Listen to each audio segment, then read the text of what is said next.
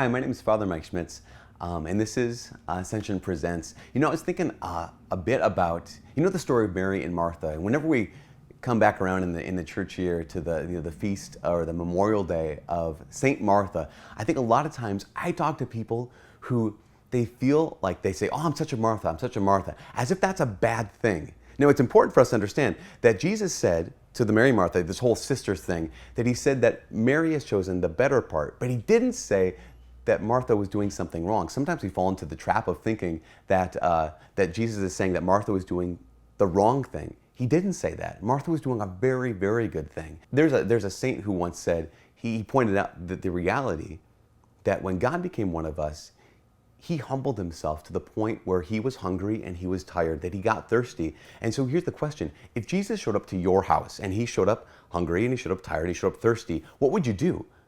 Well, you'd probably do what Martha would do. I mean, how many of us would jump for joy at the opportunity to give God himself, if he humbles himself and he makes himself weak, to give himself something to drink or to let him sleep on your couch or wherever, to give him food. I mean, how many of us would say that that is a great thing and that would be a great thing?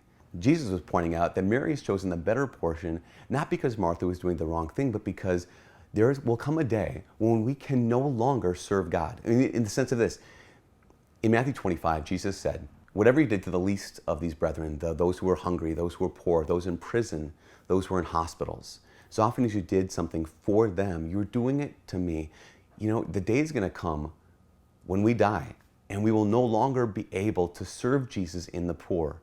When that day comes, God willing, we'll be in heaven, and what we'll do forever is we'll be able to just adore him, worship him, get to love Christ in this kind of contemplation.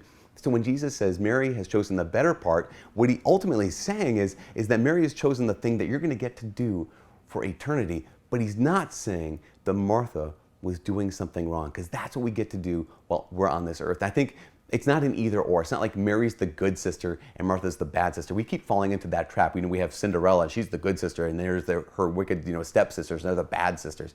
That's not this case. If there's someone who embodied this in recent years, just so well, perfectly almost, is Blessed Mother Teresa of Calcutta. I mean, you could never accuse Mother Teresa of being someone who ignored the poor. I mean, she served when there were people hungry and dying. She cared for them. But she also spent hours a day, every day of her life, in quiet adoration of Jesus, sitting and kneeling at his feet, just like Mary. Here's someone who, she said, I'm both Martha and Mary. I'm serving Jesus while I can on this earth in the poor, but I'm also adoring him and worshiping him and being loved by him in front of the Eucharist. So here's my question. Maybe it's the task for us today, is two questions. Is where today can I serve Jesus in the people near me? If you're a mom or a dad, or if you have anybody in your life who has any kind of need, like where today can I serve Jesus by serving them? But also, where today am I going to take time away and just kneel or sit at the feet of Jesus, especially in the Eucharist, but anywhere, to kneel or sit at the feet of Jesus and to just adore him, to just love him, and also to just be loved by him.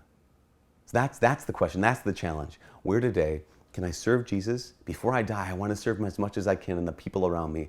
But also, where can I love Jesus and just let myself be loved by Jesus in quiet prayer? Because that's what we're made for in eternity.